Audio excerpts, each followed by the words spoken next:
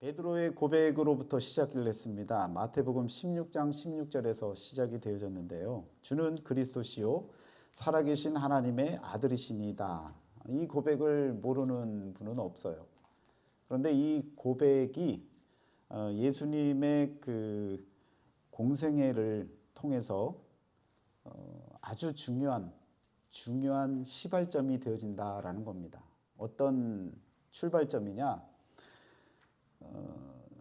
십자가를 지기 위해 나아가는 그 출발점이 바로 이 신앙의 고백으로부터 이제 진행이 되어집니다. 그래서 마태, 마가, 누가복음서는 공관복음서라고 그러죠. 그래서 예수님의 생애에 관련된 살아 계셨을 때 그 세대들과 함께 했던 그 시간, 숨 쉬는 그 순간들을, 그 현장들을 담아놓은 부분들입니다. 그래서 예수님께서 어떻게 태어나셨고 또 어떻게 살아내셨고 또 공생애로 들어가시고 또 더불어서 십자가까지 지시고 부활하시고 그리고 또 40일간의 시간을 통해서 승천하시기까지의 그 내용을 아주 그 여러 사람의 눈으로 다양한 관점에서 이렇게 기록을 하게 되는데요.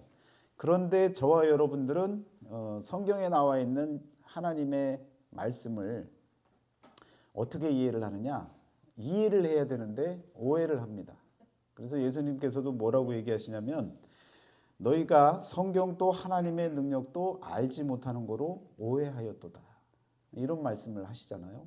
그래서 성경도 하나님의 능력도 이 두 가지를 예수님이 보시니까요. 저와 여러분들이 성경도 그리고 하나님의 능력도 이 두 가지에 대한 것을 예수님이 오셔서 직접 보니까 오해했다는 거예요. 그러니까 여러분과 제가 오해하지 않으려면 이 성경을 알아야 되고 하나님의 능력을 바르게 이해를 해야 된다는 거죠. 그러면 예수님 시대의 성경이라고 하면 지금 우리가 갖고 있는 66권을 얘기하는 게 아니잖아요. 예수님 시대 1세기의 성경이라고 하는 것은 지난 시간에도 말씀드렸다시피 율법과 선지자들과 시편 그 이야기를 성경이라고 이해를 하고 이 성경에 대한 이야기를 하고 있는 겁니다. 그런데 예수님께서 이런 말씀을 하시면서 성경이라고 표현한 그 구약의 그 모든 내용이 예수님께서는 뭐라고 얘기하세요? 나를 가리켜 말씀한 것이 바로 성경이다라고 설명을 하시는 거예요. 그래서 이제 신약 성경에 예수님께서 그런 표현들을 이제 하고 계시는데 그 표현을 여러분 누가복음 24장 7절에 보면요. 예수님께서 이렇게 얘기를 하십니다. 24장 27절에요.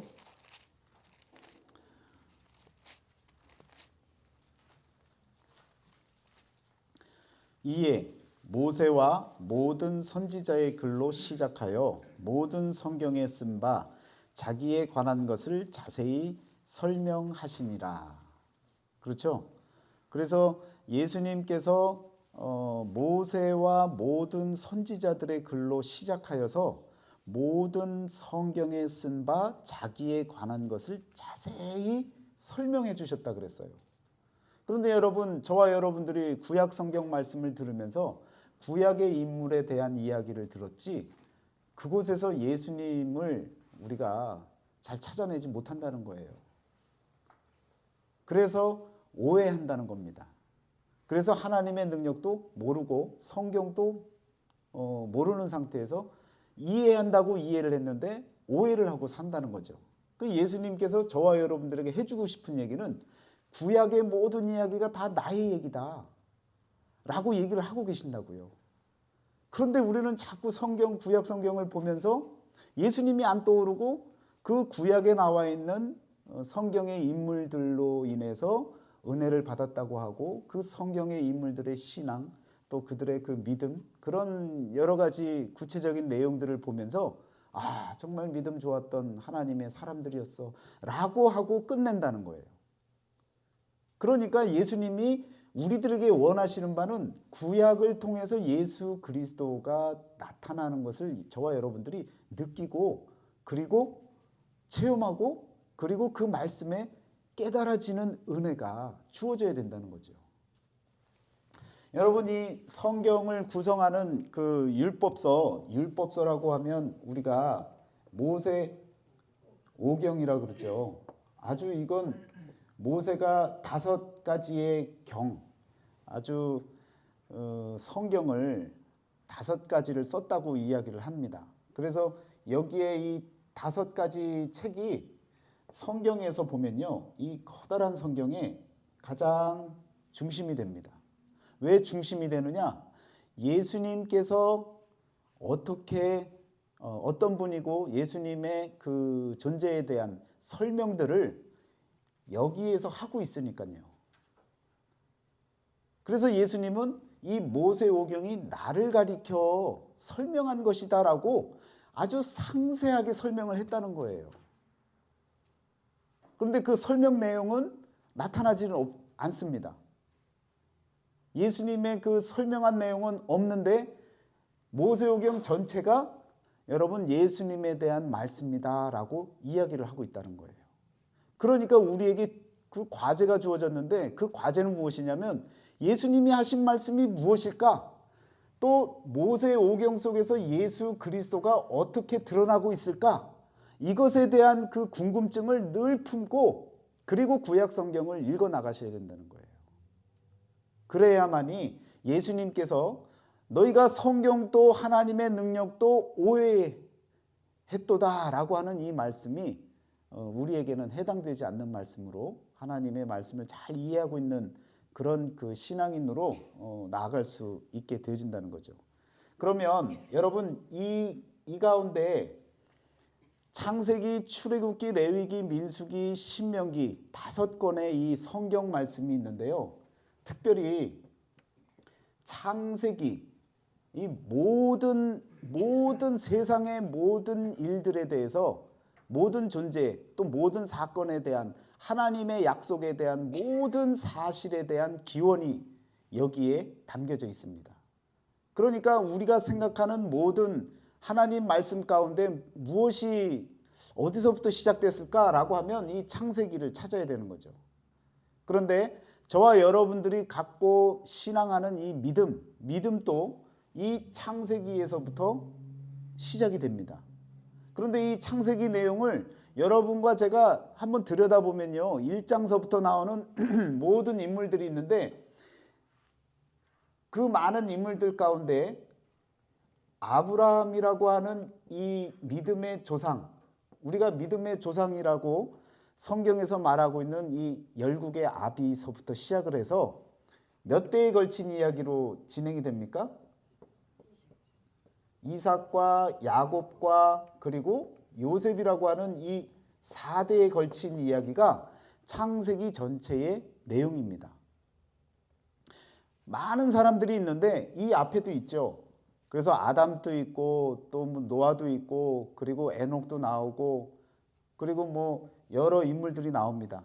그러다가 이 아브라함 때서부터의 이 말씀을 통해서 우리 세상과 함께 비슷한 그런 생각을 하고 있는 사람들의 생각을 우리가 엿보고 또 우리의 믿음이 여기서부터 나온다라는 것을 알게 되어지는 거죠. 그래서 여러분 이 이전의 역사는 프리히스토리라 그래요.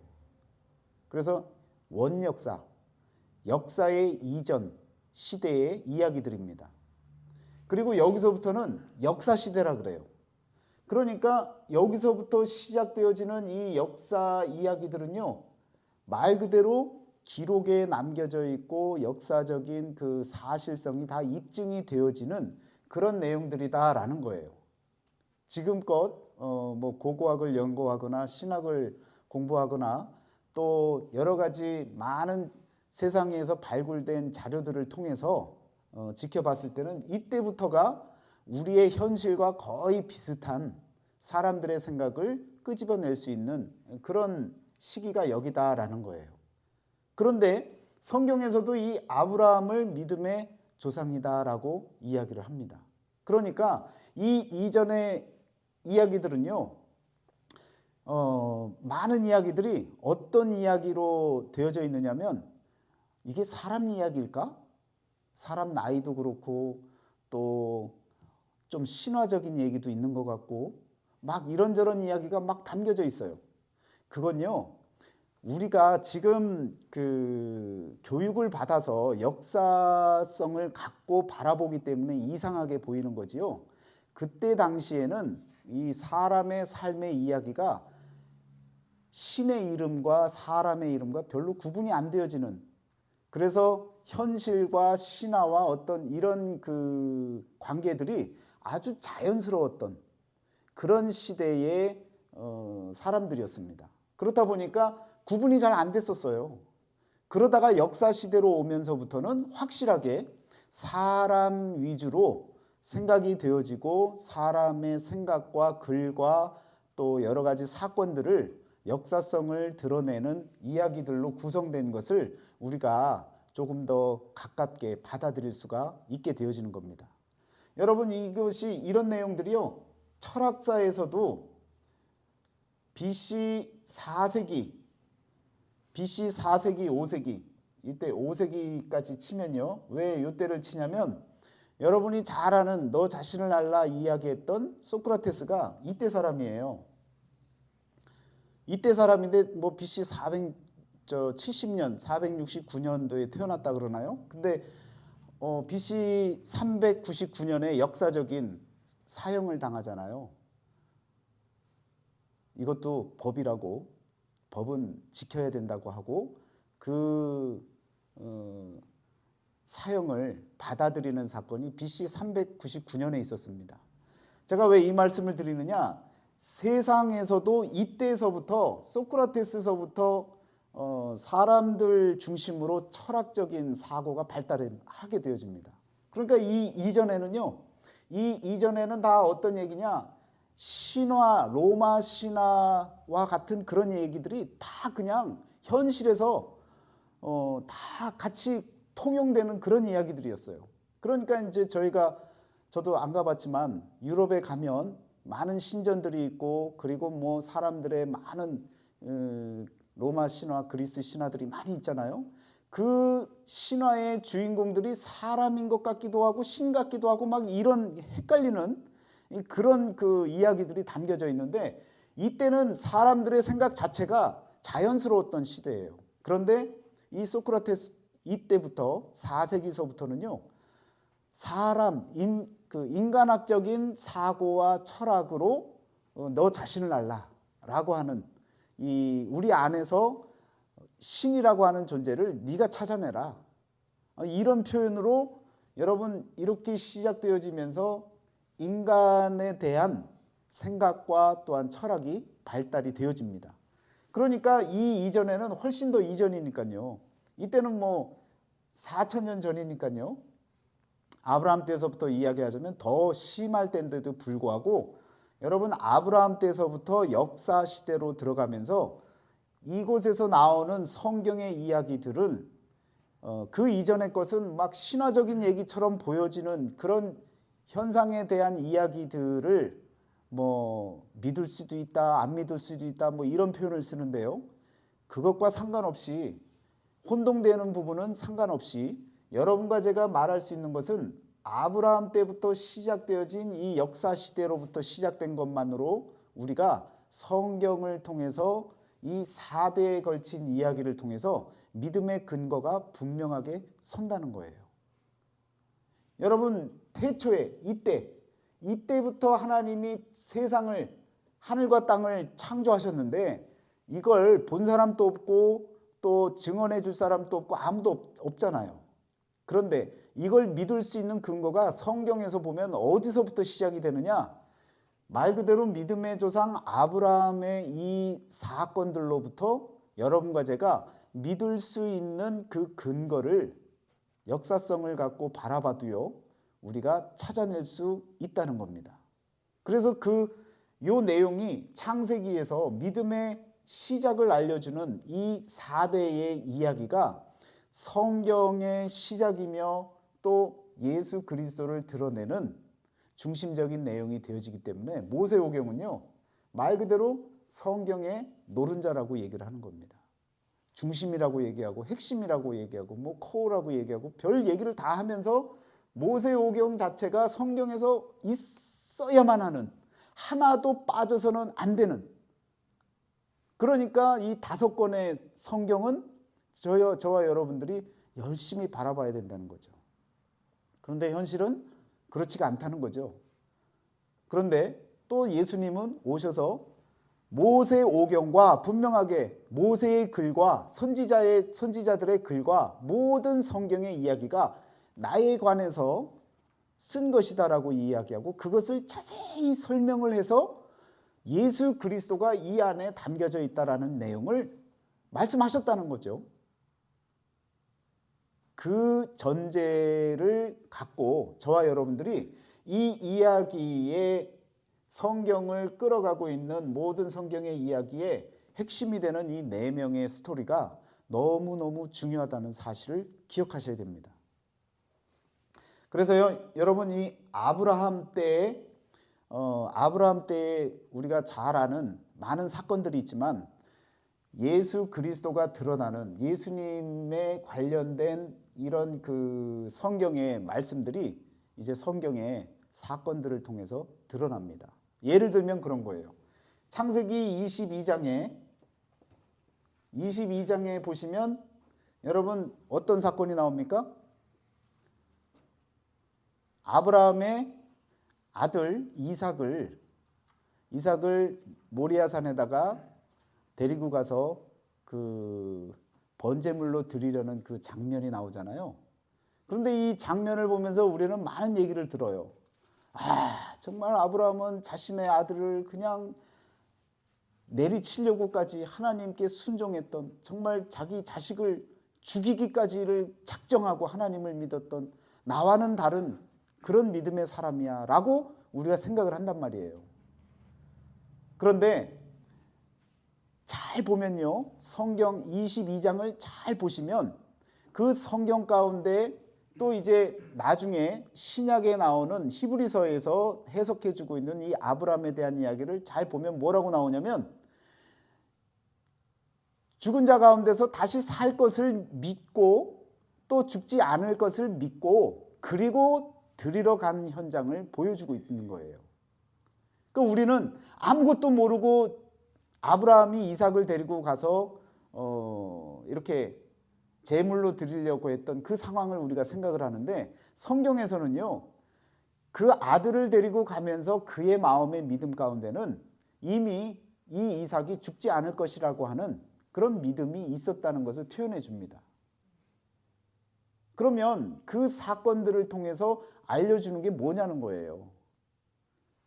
그래서 예를 들면 22장에 이렇게 아브라함이 막 드리려다가 아브라함아 했을 때 하나님 역시 나타나셨군요.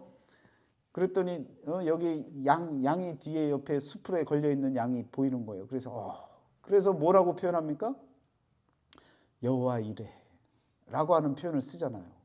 그 여호와 이레라는 표현 제가 여러 번 말씀드렸어요. 여호와께서 친히 준비하시리라. 여러분 이 하시었다가 아니라 하시리라 라고 하는 이 미래형을 썼다는 게 중요한 거예요. 왜냐? 지금 내가 하나님이 준비한 그 양을 하나님이 준비하셨어 라고 하는 그 현실에 대한 고백이 아니라는 거예요. 아브라함이 깨달은 사실은 뭐냐면 하나님께서 하나님의 그 어린 양을 친히 준비하실 것이다 라는 것을 깨달았다는 거예요. 그러니까 지금 일어난 일에 대한 그 표현을, 그 감동과 그 은혜를 표현한 게 아니라 앞으로 하나님께서 그 어린 양을 친히 준비하시겠다라고 하는 그 하나님의 계획과 그 뜻을 깨달았다는 거죠. 그러니까 예수님께서 지금 아브라함을 통해서 뭐라고 그렇게 많이 얘기를 해주실 것 아니에요. 사람들에게 모세오경에 나타나는 아브라함 얘기를 했을 것 아닙니까? 그런데 그 중에 신약에 나타나는 한 가지는 분명히 있어요. 예수님이 뭐라고 얘기하십니까? 아브라함을 거론하면서 아브라함이 나의 때에 있을 일로 인하여 미리 기뻐하였다 그랬어요. 그 예수님의 말씀을 잘 기억을 하면서 이 말씀을 보시면 이 하시리라라고 하는 이 미래형이 너무너무 그 깨달음이 크고 감사하고 기쁜 거예요. 바로 이 사건, 자신의 독자를 하나님 앞에 드리려고 희생양으로 드리려고 했던 그 번제로 드리려고 했던 그 사실 가운데 하나님께서 깨닫게 하신 그것이 너무너무 기쁜 거예요. 그러니까 예수님께서 아브라함 때에 내 일로 인해서 나의 일로 미리 기뻐했다는 거예요. 그래서 그 여호와 이레라고 하는 고백이 여러분 그냥 우리 하나님은 기도하면 하나님이 다 준비해 주셔. 우리가 기도할 때 뭐라고 해요? 또 신앙 고백 간증할 때 뭐라고 얘기해요? 여호와 이레의 하나님입니다. 우리 하나님이 다 준비해 주시고요. 제가 생각지도 못했던 걸 다 인도해 주시고 함께 해 주셔서 이런 역사가 일어났어요. 여러분 그건 50% 잘못된 표현인 거예요. 반만 맞는 표현이에요. 그 표현은요. 예수 그리스도를 드러내기 위해서 아브라함이 깨달은 신앙의 고백입니다. 그러니까 여러분 구약에서 시작되어진 이 믿음의 사건, 독자를 드리려고 했던 그 사건을 통해서 여러분 이 아브라함은 예수님 때에 일어날 일로 인해서 하나님의 그 계획을 깨닫고 깨달음이 있었던 거예요. 그러니까 어떤 마음을 갖느냐? 돌아다니는 거예요. 어디요? 약속의 땅에서 막 돌아다녀요. 여기도 가보고 저기도 가보고 아브라함이 막 돌아다닙니다. 왜 돌아다녀요? 그냥 기뻐서요? 네, 터를 찾아서. 그 표현이 어디에 나와요? 히브리서 11장에 나오는 거예요. 믿음장에 나오는 거예요. 한번 그 표현을 확인을 한번 하시고 가겠습니다. 여러분 아브라함은 예수 그리스도로 인해서 기뻐서 11장 10절에 보시면요. 이는 그가 하나님이 계획하시고 지으실 터가 있는 성을 바랐음이로라. 터를 찾아다니는 거예요. 아브라함은 터를 찾아다녔는데 그 터를 찾았습니까? 못 찾았습니까? 못 찾아요. 못 찾고 죽습니다. 여러분 이 터를 찾는다는 것 자체는 성경에서 어디에서 그 터를 찾는 게 나와요? 네, 맞아요. 제가 말씀드렸었잖아요. 다윗을 통해서 터를 찾게 되어집니다. 그 다윗을 통해서 터를 찾게 되어지는데 여러분 이 그 역대상 22장 1절을 한번 보세요. 22장 1절을 보시면 거기에 나와 있는 그 표현이 찾으셨나요?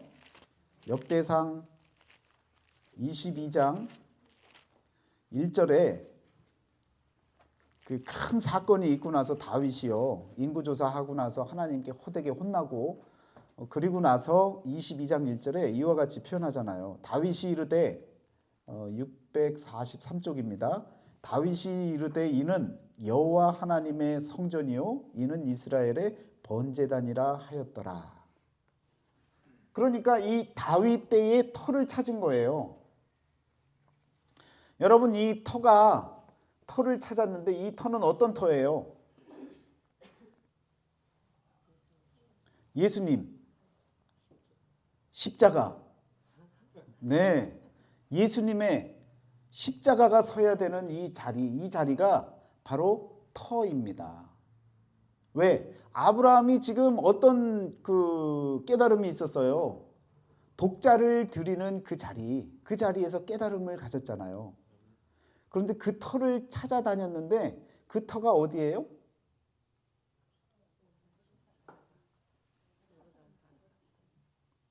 역대하 3장을 보세요.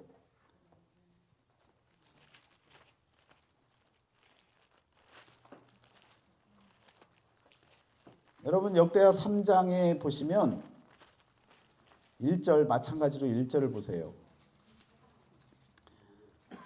같이 읽습니다. 시작. 솔로몬이 예루살렘 모리아 산에 여호와의 전 건축하기를 시작하니 그곳은 전에 여호와께서 그의 아버지 다윗에게 나타나신 곳이요 여부스 사람 오르난의 타작마당에 다윗에 정한 곳이라.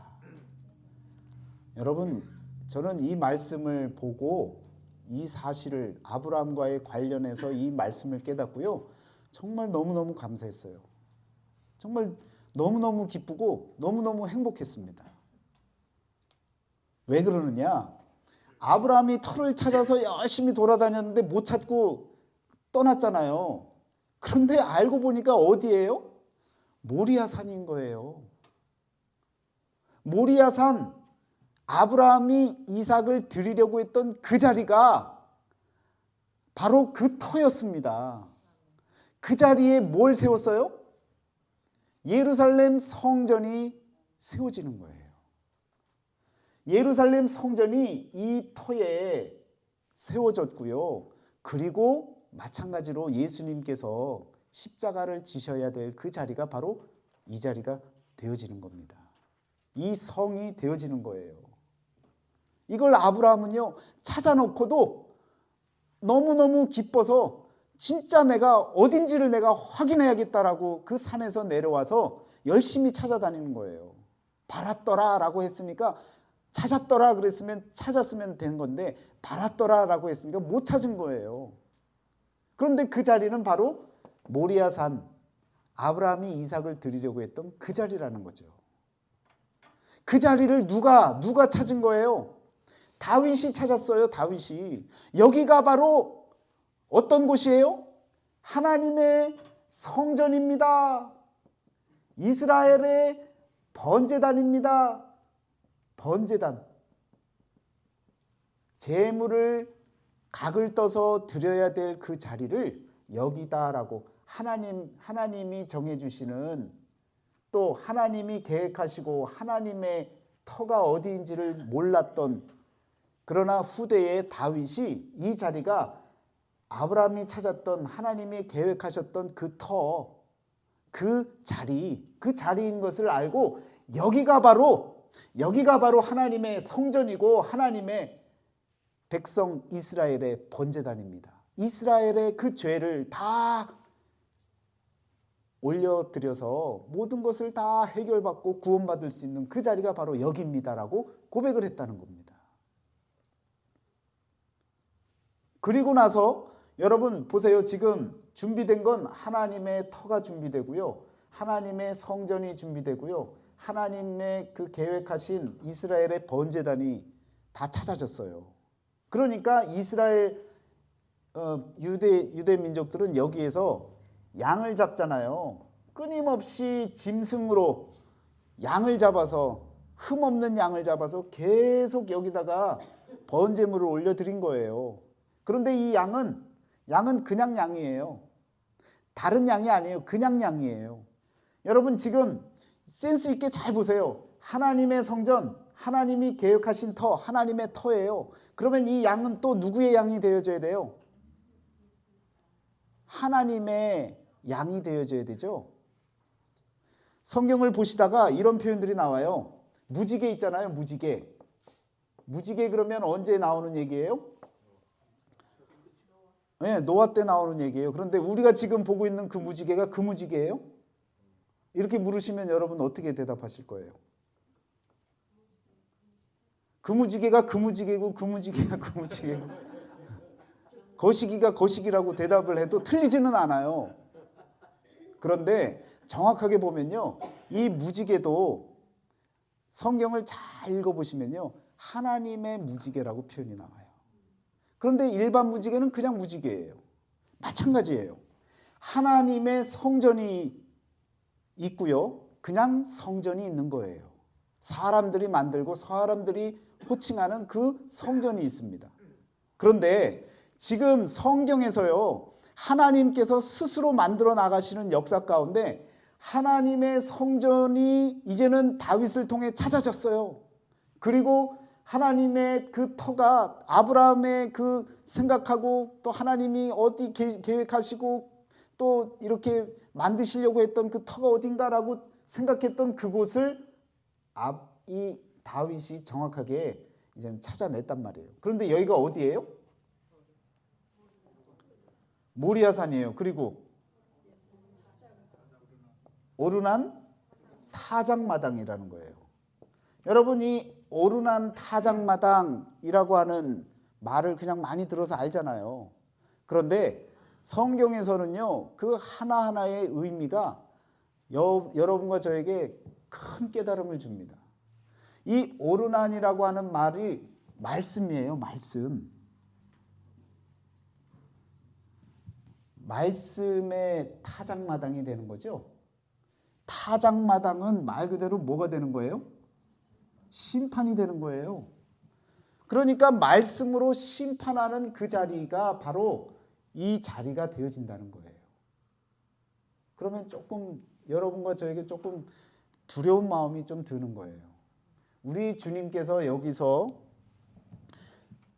십자가까지 지시게 되는데 이것까지 찾아낸 내용이 구약의 내용이에요. 말하자면. 그런데 신약이 시작되어지기 전에 이 암흑기와 같은 시간들이 있었어요. 이 한 200년 동안 하나님이 계셔, 하나님이 역사하셔, 이 의문을 가졌던 이 시간들이 있었습니다. 그런 시간들 속에 하나님이 도대체 계신 거야, 안 계신 거야 라고 물음들을 가졌단 말이에요. 그런데 이런 안개 속에 누가 나타납니까? 요한이 나타나는 거예요. 세례 요한이. 세례 요한은 지난 시간에 말씀드렸죠. 세례 요한은 선지자지요. 어떤 선지자예요? 마지막 선지자. 그가 나타나서 뭐라고 얘기를 합니까? 예수님을 딱 오는데 예수님을 바라보면서 뭐라고 표현하는 거예요? 네, 그냥 달달 외우셔야 됩니다. 요한복음 1장 29절에 보면 보라, 세상 죄를 지고 가는 어린 양. 누구의 어린 양이요? 하나님의 어린 양. 여러분 보세요. 지금 이 하나님의 터도 찾았고 그리고 하나님의 성전도 분명하게 확인되어졌고 양을 갖고 계속 번제로 드리면서 계속 일시적인 그 속죄, 그것을 위해서 대제사장들이 끊임없이, 그렇지만 이 성전에서 변질된 모습 가운데 그것이 의미가 없음을 또 하나님이 결정하시고 또 계획하셨던 하나님의 어린 양 예수 그리스도를 드디어 등장시키게 되어집니다. 그래서 구약과 신약 이 중간 시대에 세례 요한이 사막으로부터 나와서 던졌던 그 말씀은 바로 하나님의 어린 양, 그가 나타나셔서 이제 완전한 구원체, 완전한 구원의 역사를 이룰 수 있는 조건을 만드신 거죠.